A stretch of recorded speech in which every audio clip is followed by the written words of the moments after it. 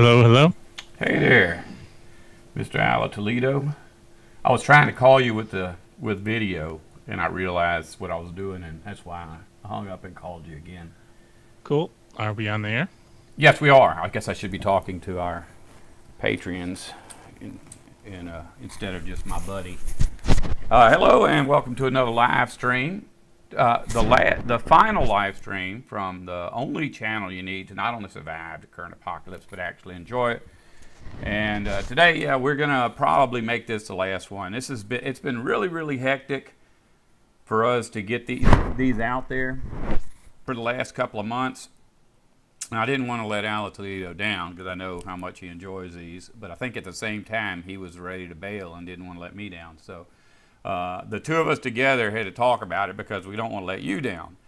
But the reality is this is not doing what it's supposed to do. The live stream was supposed to be a means of communicating with my viewers in between videos, because the length of time it was taking me between getting videos out was getting longer and longer, and people were worrying about me in between videos because I'd go 6 weeks where no one would hear from me. But what's happened is now that we've been doing this, the live streams and the podcast have been taking up that only little bit of time that we had set aside for ourselves, that now, we're not producing any videos.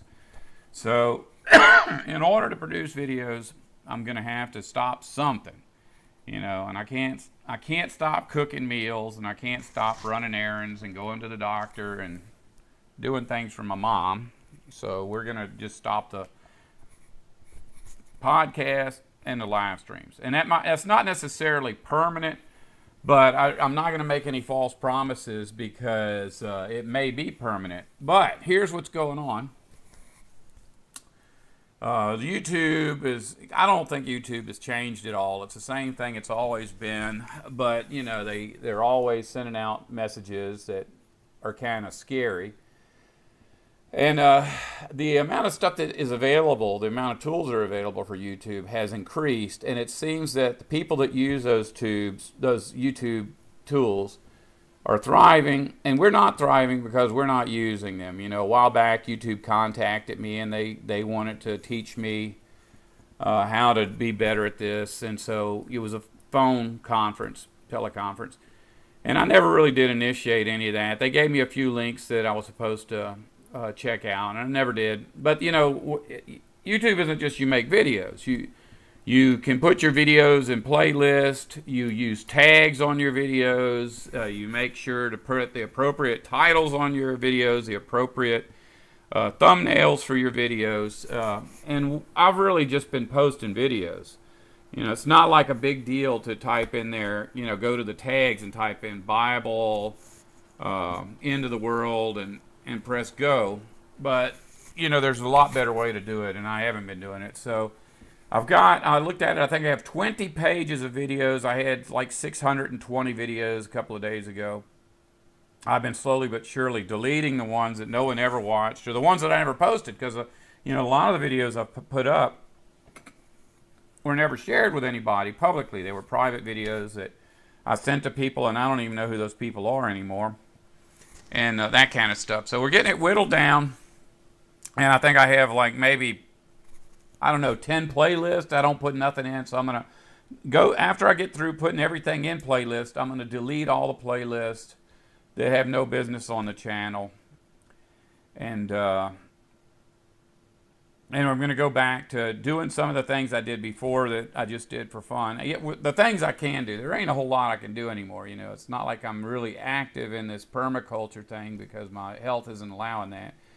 But there are things that go on around here that I'm sure people would be interested in. And, every now and then, here's the thing is, when I started this channel, I was talking about a lot of subjects that attracted a lot of people. So I got really it didn't take long to get a whole lot of subscribers.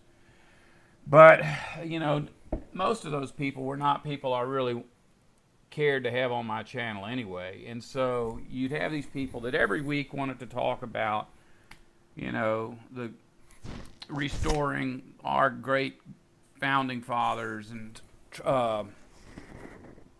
flat earth, and a kosher diet and all of that foolishness that I'm not interested in, and they were cluttering up my channel. So I said, I made a lot of videos to get rid of them, and sure enough, it got rid of them. But the thing is, I never, the plan was to get them off of here and get some decent people on here. And I've been talking to people that every now and then will say, why don't you give up this Bible garbage and get back to reality? And, I just wasn't interested in that. But I've been talking to Al Toledo, and he says that, he didn't come here looking for Bible stuff. He came here looking for other videos that I posted. And once he got here and heard me talking reasonably, he was attracted to the channel. And so it opened up the opportunity for him to hear the Bible videos. So we're planning on putting out a few things that are not Bible videos just to appeal to a larger audience, and that audience being reasonable people. If I was to make videos like everybody else was making, we would just attract a bunch of people here that we don't want. But I think most of us, people that are sustenance and covering type people, like the same things. I could make a video about golf and get a bunch of golfers. Well, you'll never find a golfer that's a sustenance and covering person. But if I make videos, about taking care of fruit trees, then that might work. Or tiny houses. A lot of the people that come here like tiny houses. So we'll be putting out videos. I'll be putting out videos. I say we. It's basically.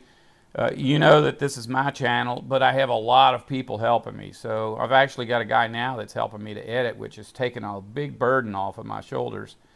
And but it'll still be sustenance and covering stuff. It's not like he's going to put words in my mouth or write the scripts or any of that stuff. He's just making sure it's all organized properly. So anyways, what's going on over there? What can you see on the channel, Mr. Al Toledo?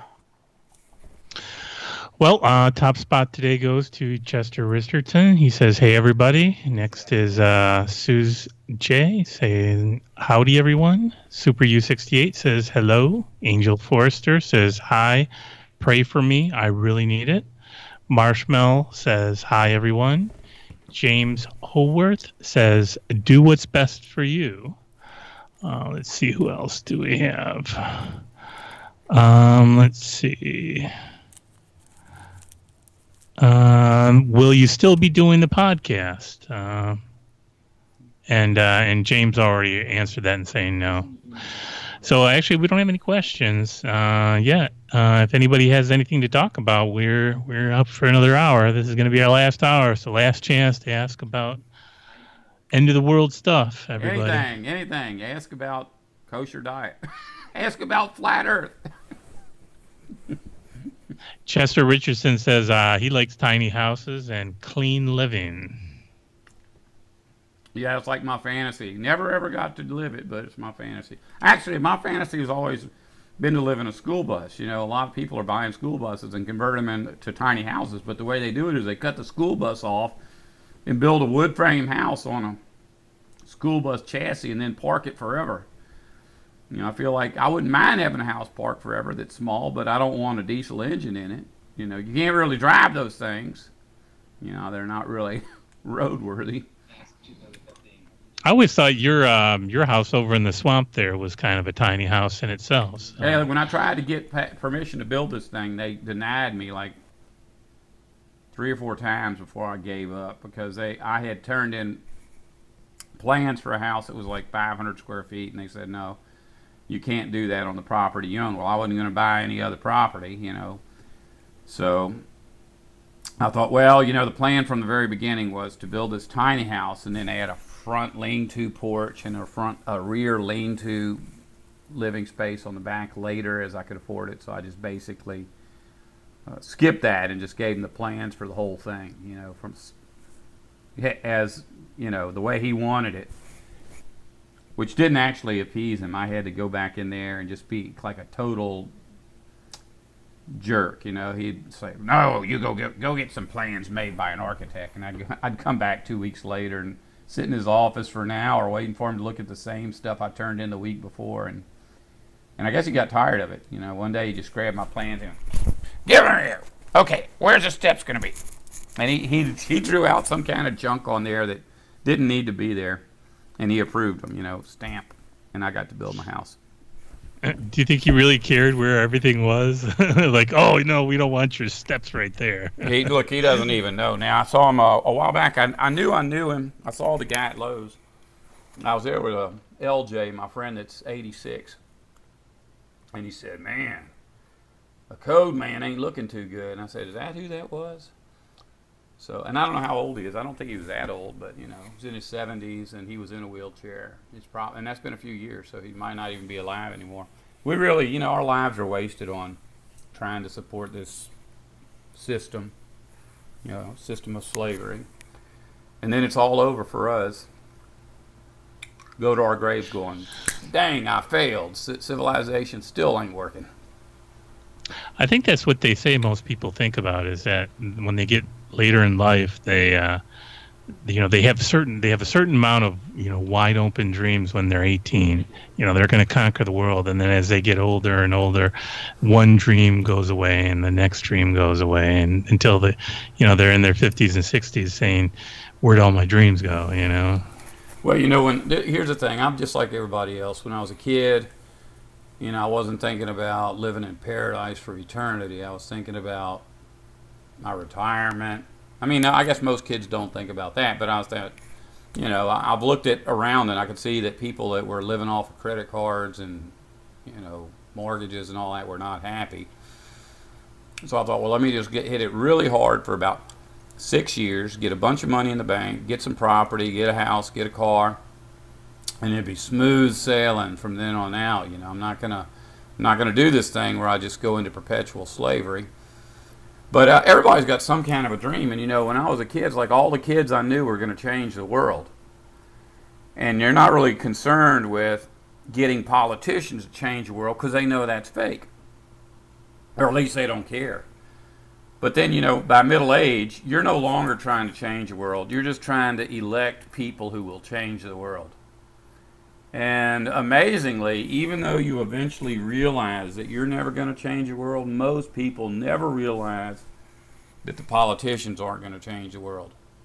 And they'll be, carrying an oxygen tank in a wheelchair, going to the polls to vote for the next insanely evil billionaire to run the world. Like somehow that's their last chance to do something. Very sad. Well, that goes along in lines with the first question from Discernment for the Soul asks, what do you think about human-caused climate change? Well, if you go back in time, the Earth at one time, the Earth was encased in a protective sphere of ice. And you got to know that when that sphere fell down, that it changed the world, because most of the fossils we find seemingly are from animals that have not existed since that day. Now, if we look at the warnings that were given to Adam and Eve, and we look at the fact that they did not pay any attention to those warnings, it could be said, and rightfully so, that we caused the flood. That was the first massively destructive thing that happened to our planet. But if you read the Bible, it sounds like God did it as punishment for those people. Either way, it was humans that brought that about. But we know that, like when the Israelites went into the land of milk and honey, the descriptions for that, and this is all the way up through the book of Judges, the descriptions were that they lived in a place where they did not even have to plant a garden. All they had to do was eat from the trees that were already there. But by the time King David took his throne, it was no longer called the Promised Land or the Land of Milk and Honey. They had dropped that name and started calling it Zion. Now, we think of Zion as a name like Billy or Lucy, a meaningless tag that you put on something. That was actually a Hebrew word. It meant scorched place. And if you look at the fossil record, trillions of years ago, there were lions and zebras and things like that living in Israel.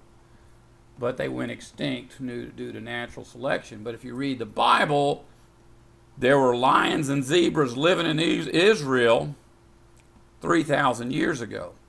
Those were driven to extinction prior to the land becoming Zion, or along with that time. So that's at least planetary change brought on by man. You know, when the Israelites entered into the garden, they were told to rest. They were told that the land would provide for them without them doing anything, but God gave them permission. If they wanted to do things, that He would not stop them. The result is that area is a desert. You can just take it as just a basic fact that they caused that desert, which would have changed everything.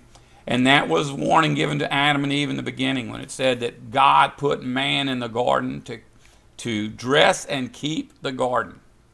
If you break that down, that Hebrew phrase into English, it says that man was put into the garden to make sure nothing bad happened to the garden, so that the garden would make sure nothing bad happened to the man. Climate change now, yeah, it's getting worse and worse. Who's causing it? Us. There's no way in the world that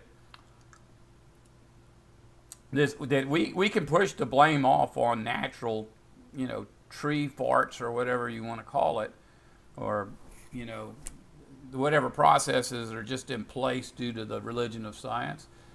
But, when it's all said and done, and God's asking, why did the forest die? You're going to look silly telling them that was a natural way it was supposed to be. Couple more hellos. A Chain of Hill says, hello, Henry and Ale. Hope you're both feeling well. Rick Ballard says, here late again. Howdy, everyone. And Little Magnolia Homestead says, hello, everyone.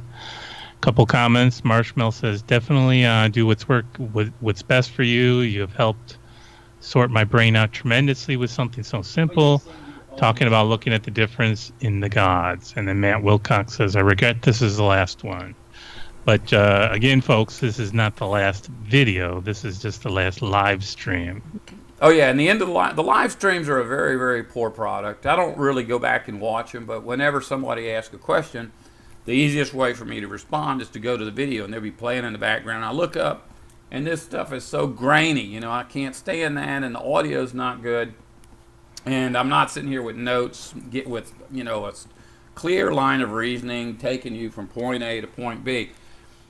It may be that we lose 3 live streams and 3 podcasts for every video I make, but I can promise you that the videos I make will have clearer, better information than is combined in all 6 of those other sources. So it's a good trade-off. And here's a lot of the thinking behind this. Is right now I'm talking to 500 people. Yeah, I just need There's 7 billion people on the planet. 500 are hip to all the secrets of the universe, and the other 7 billion are watching Ronald McDonald commercials. So this channel isn't really here for any purpose right now. The things that I'm doing are for the future. I mean, it's really good that there are people listening and they're building me up and making me feel good about myself. But I know in my heart that there's going to come a day when somebody's going to look up and go, wait a second, the moon ain't where it's supposed to be. And the next thing you know, it's going to be all that you'll see. Every video on the internet is going to be some conspiracy theory about the moon, and someone somewhere with some kind of clout is going to stumble upon the fact that I've been talking about this for 15 years.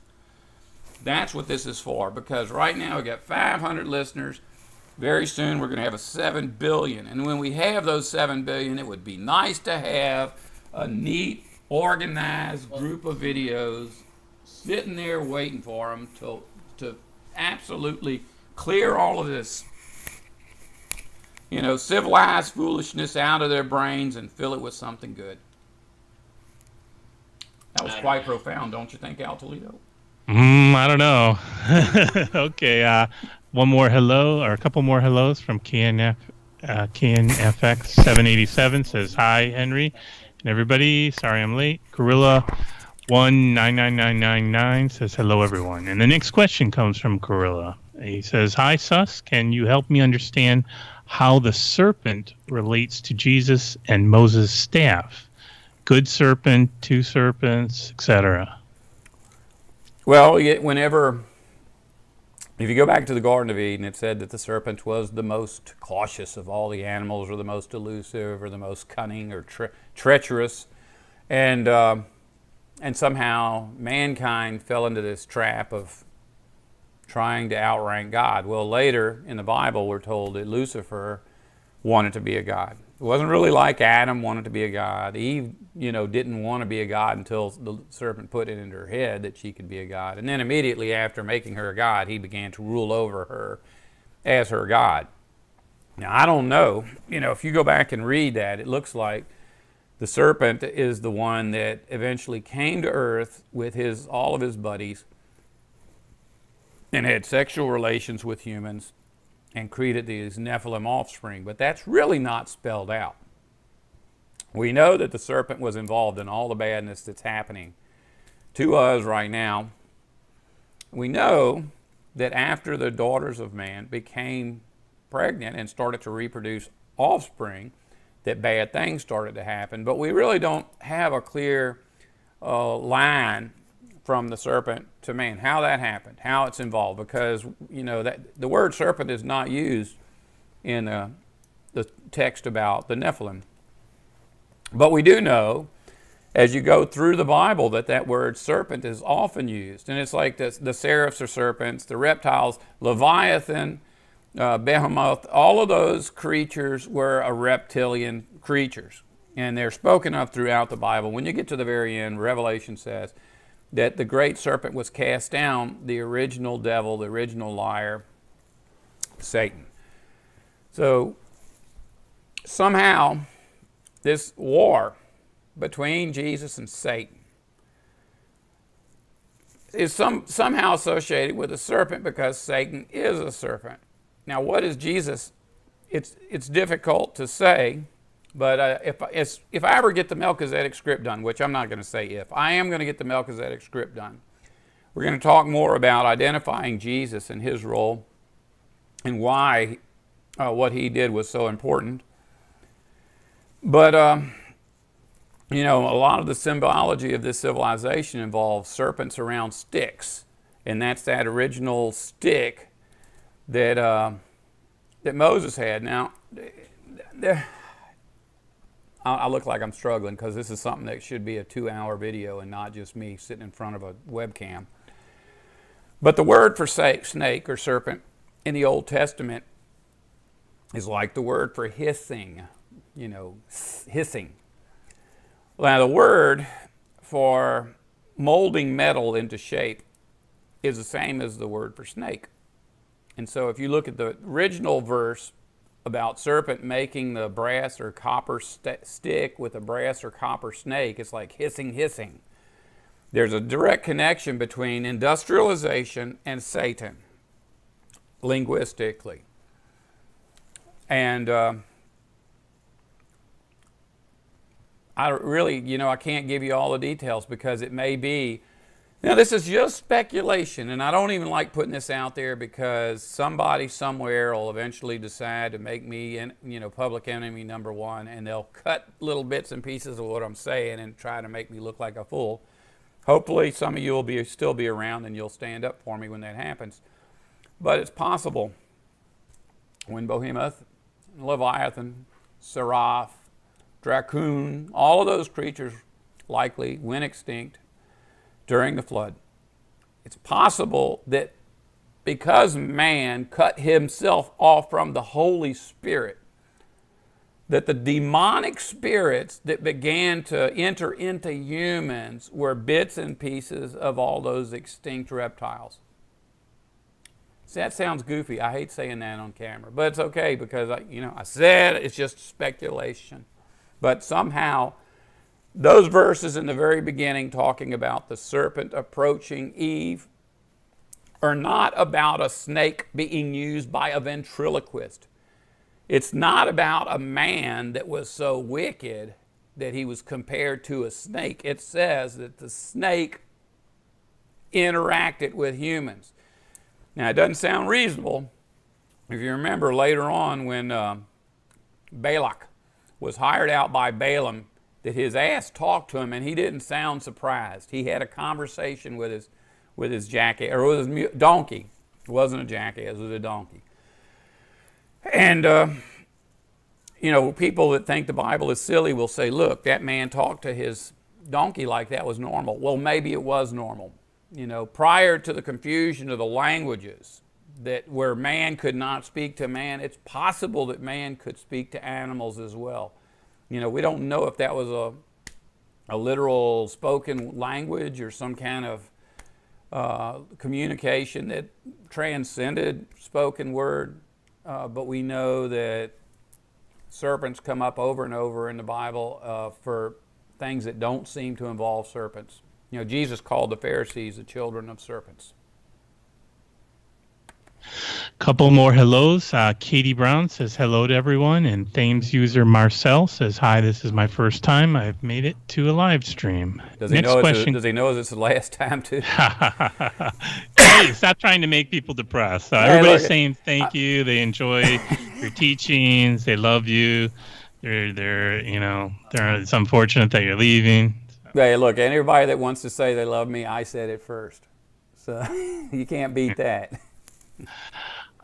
Next question comes from A Chain of Hills. Have you looked into the 5G cell towers and the amount of harm and damage it is going to do and already doing to us, animals, and nature?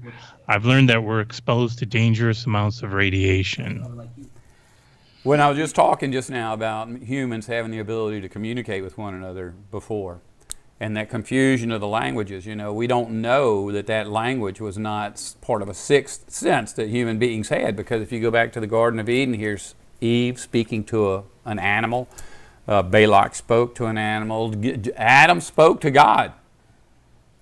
You know, and we still speak to God, we pray, but how often do we hear God speaking back? When those scriptures are written, you know, Adam's having conversations, real-time conversations with God. You know, he prays. His prayer is like, well, you know, I didn't have any clothes. And God says, what? Who told you you didn't have any clothes?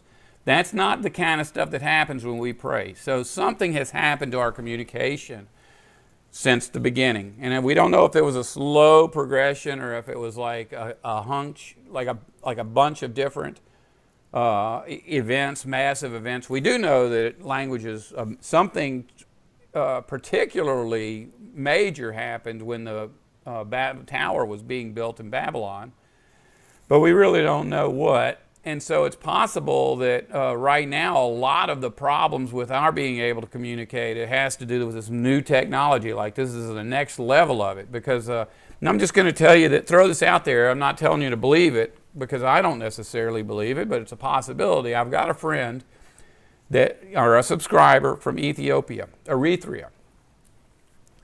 And he was telling me that, you know, his parents like slowly migrated to America. I guess first his father came over and got a job and got an apartment. Then his mother came over, and a few years later he got shipped over.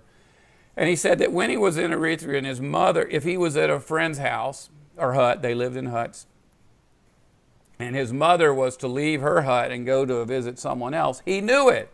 He said he instinctively knew that where his mother was all the time, whether she was around or not, or whether she had contacted him or told him. But he says he came to the United States and it's like everything's dead, spiritually dead. He cannot perceive the same things in the world around him that he was able to perceive when he was over there.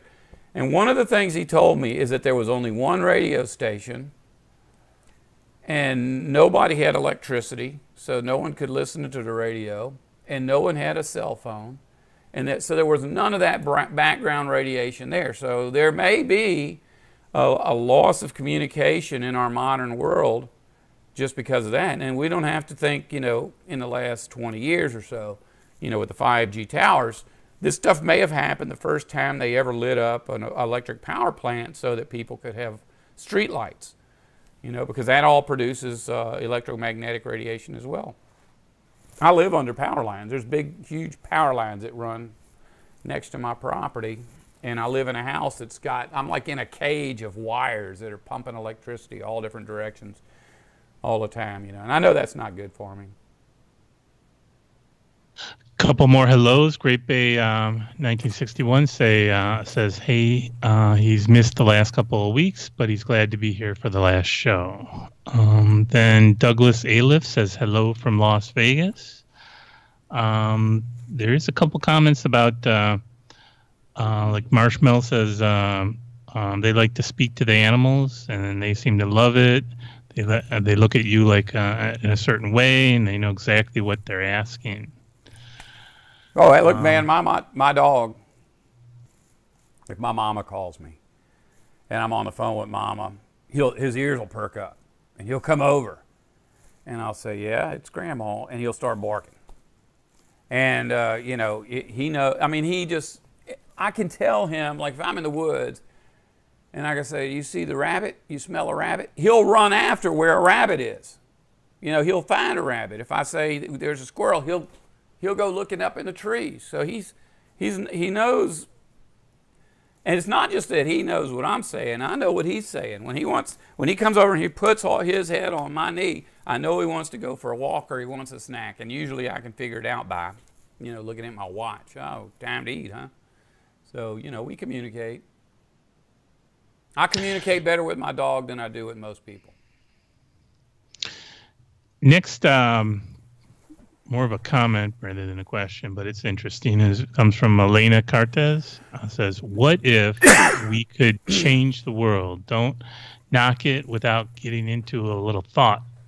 Maybe an experiment. I, like you guys, everyone appears to be open-minded and still hoping to do something to improve this however we can. Prayers do affect miracles, so imagine. Just saying. So. Well, look at what Jesus said to pray for, because everybody wanted to know, like, what should we pray for? And he said, well, pray like, first off, don't pray like everybody else. You know, don't go out in the street and hold your hands up in the air and pray out loud where people could see you, and don't you know, pray for the things they pray for, but pray for this. And he said, let your kingdom come to earth. Is the first thing. Lord in heaven, let your kingdom come to earth. Just like it is in heaven, let it come to earth. So that's one major event, and it hasn't happened, and there is a schedule in the Bible of when it will happen. So we're praying for something, but we're told in advance that our prayers will be answered when it is time for God's kingdom to come. It's not like if we all pray together right now, God's kingdom will come right now. And by coming, I don't mean that it isn't already here. It is here. God's kingdom's here. All of us together are sharing in, you know, that Holy Spirit that runs His kingdom. But then He told us to pray for other things. You know, give us our bread that we need today. Give it to us today. Forgive us our trespasses as we give our. He gave us a bunch of things to pray for. And so all of those prayers are going to be answered, but they have a schedule. It's not like praying for those things is going to change now. Now, a lot of people believe that they've prayed for a work, or they've prayed for food, or they've prayed to keep their electricity on, and that's happened, and I can't deny that that's happened. So there are people that feel their prayers have been answered. I don't want to take that away from them, because it probably could. But remember, at one time, Jesus went out and, you know, resurrected the dead, walked on water, healed blind people, and He removed demons from people. And He gave this same power to remove demons to His apostles. I hope everybody's familiar with what I'm about to tell you, because it is in there and I have no idea where, but you can easily Google it. But His apostles were sent out to do these things, and they came back and said, we did wonderful works in your name. We did this, we did this other thing, but we ran into a guy that was demon-possessed, and we couldn't remove the demon. And Jesus said, well, that's one of those demons that cannot be removed by anything other than prayer. So if you think about it, think deeply about it, these apostles are out there, they're regular prayers, they are casting out demons, this demon's not cast out. Are we to imagine they didn't pray for this demon? What Jesus was saying is those prayers He was talking about at Matthew chapter 6 and verse 9 and 10, where He said, let your kingdom come. He was saying that those demons are not leaving because of us. They're not going to leave until God's kingdom is firmly established, which is right around the corner. So can we affect change? I hope that just what I'm doing is, I can tell you this, the thing you're doing right now, all of you people that are out there listening to me and asking questions and telling me you love me, that's making a change. It's a changing my emotions. That's a big thing. Not many people can change another person's emotions, not in a positive way, but you are. And I know for a fact that some of the videos that I post have changed you in a positive way, changed you emotionally, spiritually, and that's a big change. Don't underestimate how much you can change the world around you by prayer or by the things you do.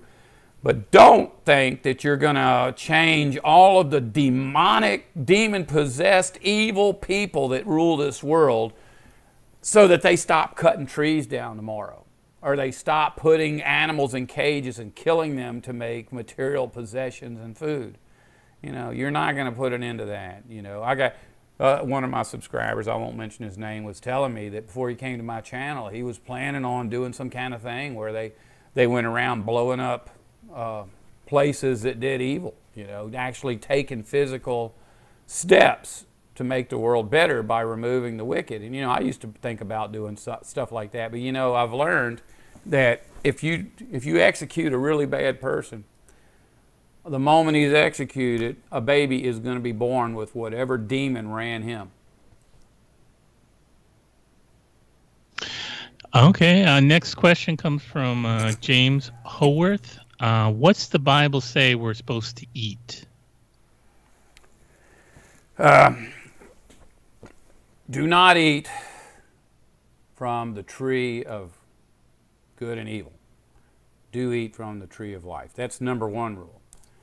But Adam and Eve, the very first humans, before they sinned, were given, what is it, freedom to, I don't know, were you, Ala Toledo, were you going to quote me that the other day about food that's got seed and leaves and produces fruit or leaves or seeds or something like that?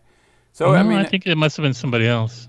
Yeah, well, the whole point is it's really, if you look at that, it's like basically you can eat any vegetable you want. Anything that's vegetation you can eat. It was after the flood that Noah was said, look, the way that I told you before you could eat leaves and fruit, if you want to, you can eat meat. And in fact, if you eat meat, you can consider yourself as if you're just eating leaves and fruit now. Now, it took God 2,000 years to come around to saying that. The kosher diet people will tell you that Adam and Eve were eating meat. You know, otherwise, why would Abel have slaughtered one of his sheep? But it says right there in that scripture, you know, that after the flood, God said, remember how I gave you permission to eat vegetation? I am now giving you permission to eat meat. So apparently God never gave anybody permission to eat meat before the flood.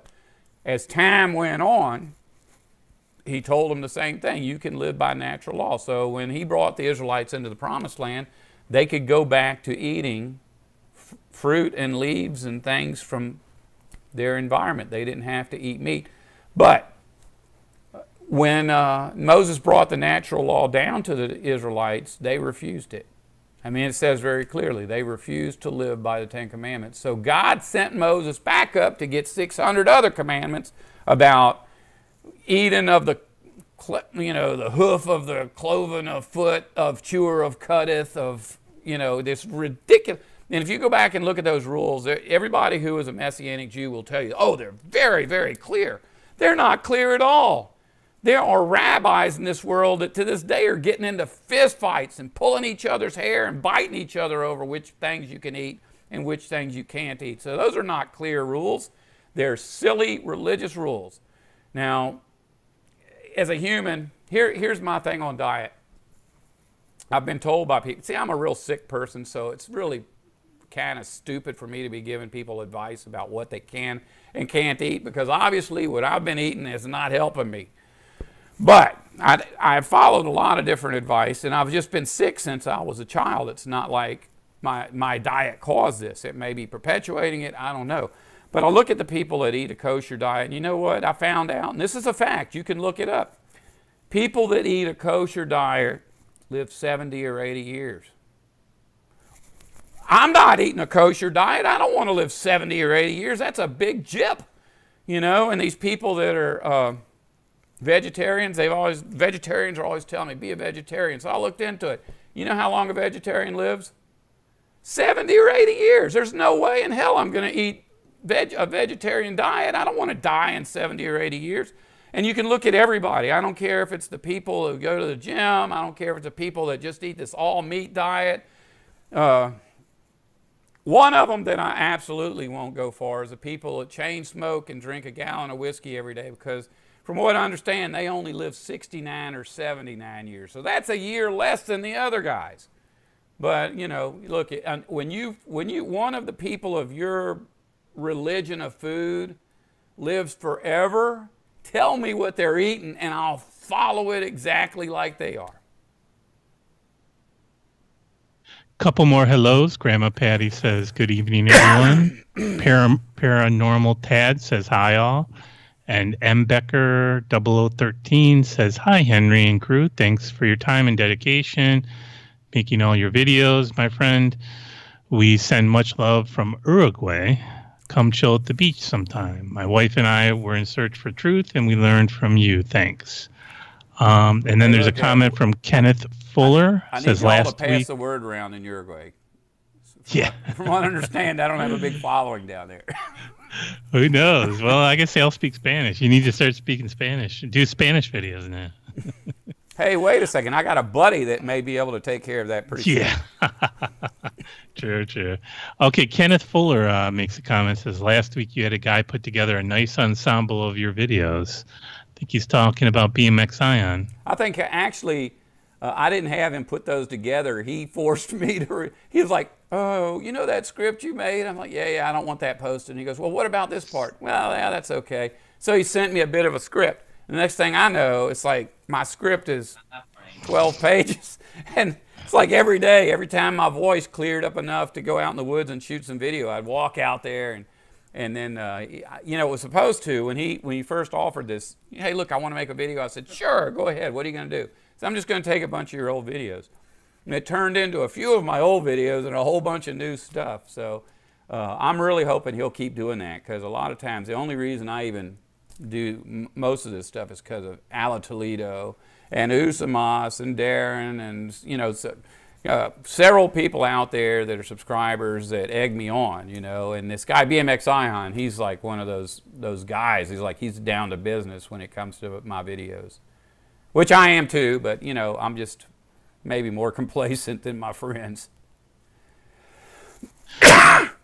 Next question comes from Who Me. They ask, Henry, do you believe that Christ was virgin born? Yes. And is he God? Just a yes or no to each question, please. The virgin born is, yeah, he was. I mean, that's just what, you know, I've looked at it every which way, and in Greek there's really no, it's not like figurative. It's like really clear that was the case, and it's not in just one verse, and it's not even in just one book, but in a bunch of different books it talks about the circumstances surrounding his birth. So that's yes. Just yes, that's your just yes. I put a lot of extra. Okay, was Jesus God? No, not at all. Absolutely not. There's no way. There's not a single verse in the Bible in its original languages that even comes close to saying anything like that at all. And there are a whole bunch of verses in the original languages that say for a fact that is not at all possible. No. Yes and no. Yes, he was a virgin. No, he was not God. Let's see. Getting down to the end here, looks like there's one comment from Gorilla 19999. Is the Greek god Artemis the same as Ishtar? Artemis is the brother of Apollyon, angel of the bottomless pit. If yes, Artemis is supposedly a hermaphrodite, like the Baphomet with the Caduceus. There's one scripture in the Bible that uses the word Artemis, and I can't remember where it's at, but I've always taken it that Artemis was, you know, the same as Ishtar, Ashtoreth, Easter, even Diana. If you look at Diana, the goddess Diana, or, you know, here's the problem with that. is that the Bible is pretty consistent about naming people. So if somebody is named Adam in the Old Testament, when Jesus is talking about Adam in the New Testament, it's the same guy. And the only ones that seem to get different names, I mean, oftentimes like Abraham changed his name from Abram to Abraham. Isaac, or not Isaac, but Israel was Jacob. Jacob changed his name to Israel. It tells you he changed his name. Saul changed his name to Paul. But we're never told that Ashtoreth changed her name to Artemis or changed her gender to nothing.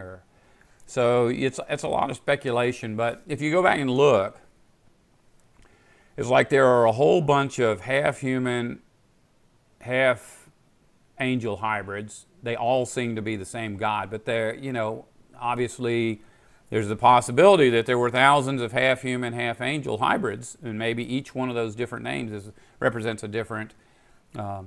And there are a bunch of like gods of religion. Like Satan is the god of religion, but so was Osiris, and Lucifer, god of religion. A lot of gods of religion, or gods of civilization. But they may be different gods. It may be that since they have different names, they're just different ones who have taken that position at different periods of time. And it's the same thing with Eve. Eve was the mother of everyone. Well, later on, you find out that Artemis was the mother of everyone, and Ashtoreth was the mother of everyone, and Diana represents a sex and love god, and mother of everyone, mother goddess. So if you say one or the, you say for sure they're all the same, then you're lying. If you say they're for sure all different, you're lying. It's hard to say. It's impossible to say. Well, it looks like we're down to the bare bones, so I don't know, maybe wrap it up a little bit early. You want to leave some final comments? What can I say? What's the schedule? What's coming up? Oh, well, you know what? I just sent you a message, I think, saying what I was upset about. Because it was really almost like a crescendo. We're talking about, should we keep the podcast? Should we keep the live streams? And I said, well, here I am every day. You have like a special needs person lives in my house, and probably 5 years from now, I'll be a special needs person myself. So there'll be two of us in this house. And it's like it just consumes everything. Consumes all my resources, my time resources, money resources. But here's the things that I dream about. I want to get to Melchizedek. That's gotten so exciting to me as it's building up. It's like 6 parts now. And 2 parts are complete. The 3rd part's almost complete, and I think the 5th part's almost complete. But I had a book that I was working on before that I was all excited about, and I'd really eventually like to get back to that. In the meantime, I started a script for a really, really good video called Nicholas that I want to get out before Christmas next year. It seems like a long way away, but it's coming really quick. And then what else did we talk about? I know I sent you something there about the things that I wanted to... Oh, I want to clean my channel up. Put everything in its proper place, get it so that it looks good. When you go to my channel, there's a nice banner above it. There's a nice, easy to understand list of, playlist. So you can go, if you're interested in chickens, there's a place on my channel for playlist for chickens. But also, I do want to get the bus out of the mud hole over here and on some real tires with a battery in it and bring it up and clean it. And it would be nice to actually record that on video so I can make some videos about the bus. I want to get all my wells in the yard pumping, so I'm going to go ahead and order some leathers to repack my wells, get them pumping water so I could do videos about that. So there's a lot of things, and I've taken down a lot of videos that I don't really agree with so that I can re-upload those videos, kind of corrected versions of them. So there's a whole lot of things that I dream about. And I'm actually taking physical steps to make those dreams come true. So hopefully that is what is in your future. Oh, well, as always, we hope you enjoyed the live stream, and we hope that you enjoyed the podcast. And I'll tell you this, if you think you're going to miss the live streams and you haven't been to the podcast, well, they're all archived. You can go to the website, and they're all listed there.